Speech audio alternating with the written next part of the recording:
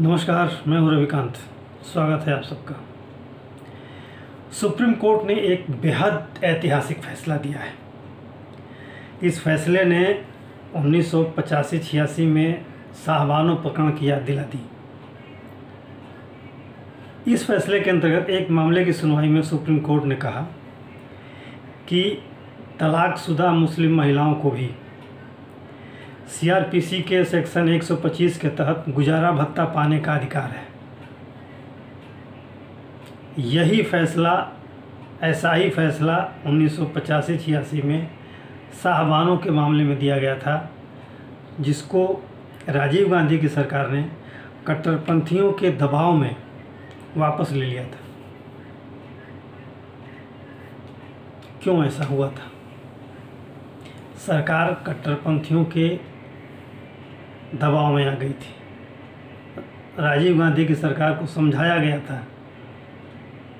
कि अनर्थ हो जाएगा, आप इस आदेश को संसद में कानून बना करके निष्प्रभावी कीजिए, और वही हुआ। इस सुप्रीम कोर्ट के आदेश को पलटने के लिए राजीव गांधी की सरकार ने संसद से कानून बना करके इसे निष्प्रभावी किया।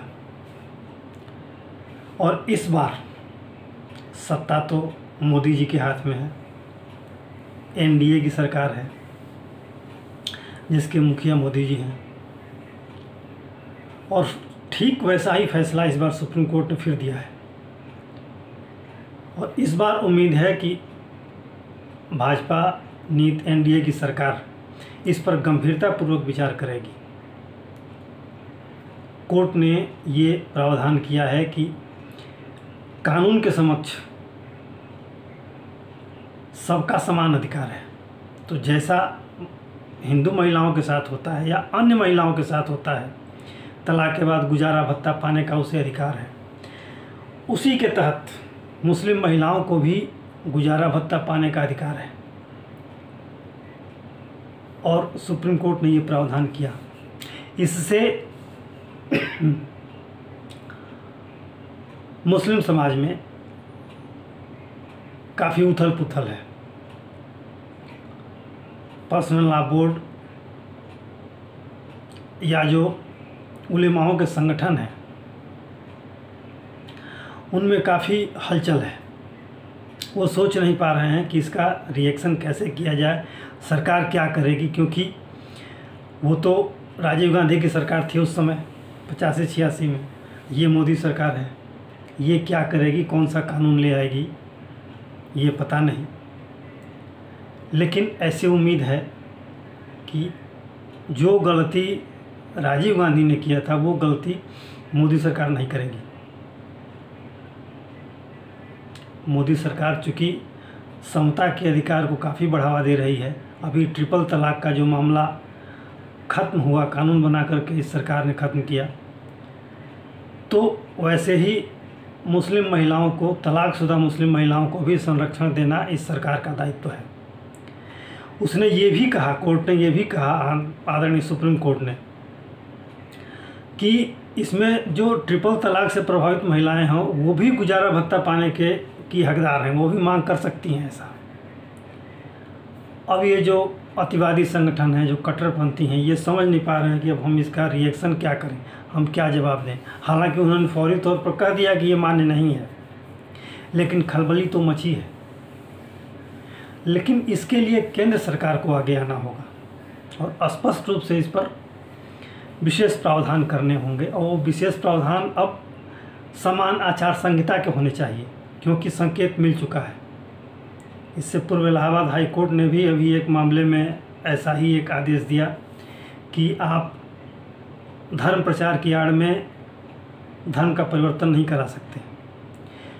और उसके बाद ये सुप्रीम कोर्ट का फैसला कि हर मुस्लिम महिला, तलाकशुदा मुस्लिम महिला को गुजारा भत्ता पाने का अधिकार है।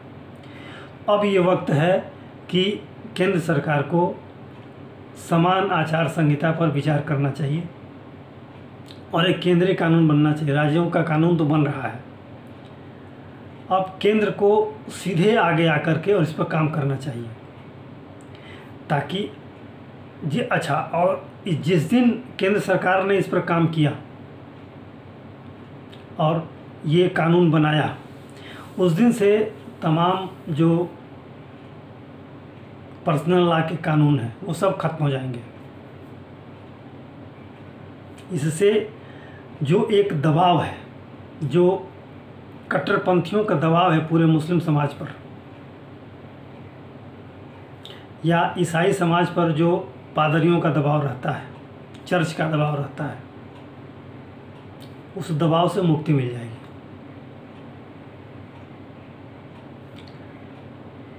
मुस्लिम समाज के लोग भी अपने धर्म के अनुसार आचरण करेंगे, न कि इन कट्टरपंथियों के कहे अनुसार।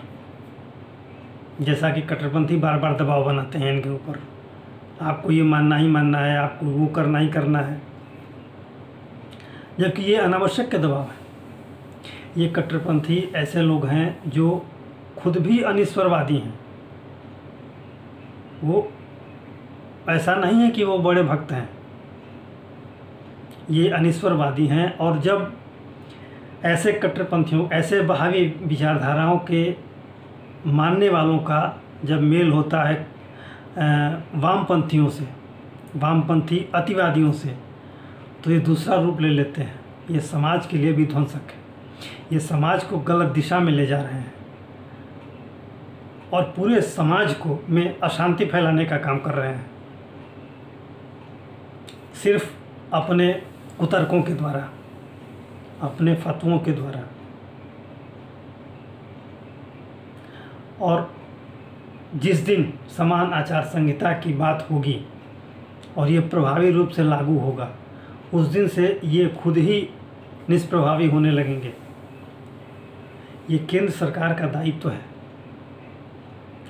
अगर कानून के सामने सब समान हैं तो समानता का अधिकार सबको होना चाहिए, मिलना चाहिए, और समानता का कानून सबके लिए बनना चाहिए, ताकि समाज सुकून से अपने अपने धर्म के अनुसार, अपने अपने आचरण के अनुसार आगे बढ़े। इन्हीं लोगों की बदौलत मुस्लिम समाज अभी तक आगे नहीं बढ़ पाया। वो आधुनिक शिक्षा से वंचित रहा। इन्हें मुस्लिम शिक्षाएं दी गईं, वो भी अब वो किस स्तर की शिक्षाएं हैं जिसमें बौद्धिक विकास न हो, वो खुद से सोच न सके कि उसे करना क्या है। कट्टरपंथ की शिक्षाएं दी गई इन्हें, इस समाज को। जबकि जैसे ही मोदी सरकार सत्ता में आई थी 2014 में, उसने कहा था कि एक हाथ में कुरान और एक हाथ में कंप्यूटर होना चाहिए मुस्लिम बच्चों के हाथ में भी।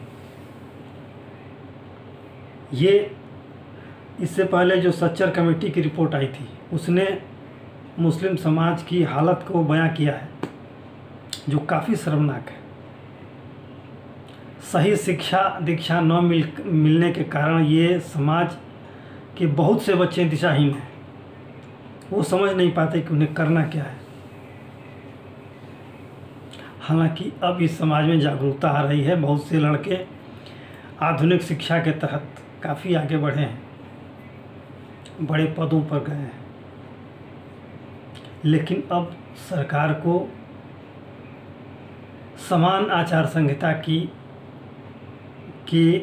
ओर कदम बढ़ाना होगा, ताकि हमारे समाज में समरसता आए, सबके लिए समान कानून हो, सब शिक्षित हों और सब समान धरातल पर सोचें, और ये अतिवादियों से समाज को छुड़ाया जा सके। इन अतिवादियों पर कठोर प्रहार किया जाए। इन अतिवादियों ने समाज का चेहरा विद्रूप किया है, अनेक लोगों को प्रताड़ित किया है। तो बेहतर होगा, अब देखना होगा कि सरकार जो आगामी बजट सत्र शुरू होने वाला है 22 या 23 तारीख से, उसमें इस पर क्या कदम उठाती है। हालांकि ये संसद में मुद्दा तो उठेगा, पक्ष विपक्ष दोनों की तरफ से। पक्ष कुछ और कहेगा, सत्ता पक्ष कुछ और कहेगा, विपक्ष कुछ और कहेगा, लेकिन सरकार इस पर क्या निर्णय लेती है ये देखने वाली बात होगी। और अब कॉमन सिविल कोड अगर पर इस पर अगर बात नहीं होती है तो ये देश के लिए अच्छा नहीं होगा, देश के भविष्य के लिए अच्छा नहीं कहा जाएगा। जो कट्टरपंथियों को अपना प्रभाव जमाने के लिए जो बाहर से फंडिंग होती है, जो बाहर की एजेंसियां, बाहर के एनजीओ जो जिस तरीके से इनको उकसाते हैं, उन पे लगाम लगना ज़रूरी है। और उसके लिए सबसे बेहतरीन उपाय है समान आचार संहिता, कॉमन सिविल कोड। तो देखना है सरकार इस फैसले को किस रूप में लेती है। आज के लिए इतना ही। अगर ये वीडियो अच्छा लगा हो, लाइक करें, शेयर करें, सब्सक्राइब करें। धन्यवाद।